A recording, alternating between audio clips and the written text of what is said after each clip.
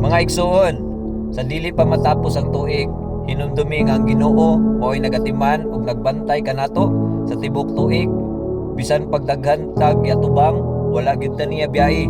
Nagpadayon ang iyang gugma ug mao'y naghatag kanatong kusog sa matag adlaw. Ug samtang moatubang ta sa bagong tuig, ayaw ka hadlok, ayaw ka balaka. Ang Dios nga naguban kanimo karong tuiga, mao pa gyapoy Dios nga motabang kanimo sa umaabot. Aduna say bagong kusog, bagong panalangin ug bagong oportunidad nga giandam kanato. Salig lang sa iyahang kaayo.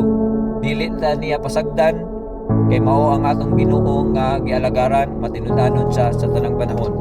Ingon pa sa pulong sa Ginoo sa Lamentation chapter 3 verse 22 to 24, "The faithful love of the Lord never ends. His mercy never ceases. Great is His faithfulness. His mercy begin afresh each morning. I say to myself, the Lord is my inheritance, therefore I hope in Him." So igsoon, padayon lang diha sa Ginoo ug be excited sa bagong tuig kang Ginoo nga nagpanalangin kanimo karon. Mao gyapon ang Ginoo nga magpanalangin sa imo sa mga butay. Happy New Year and welcome 2026. God bless us all.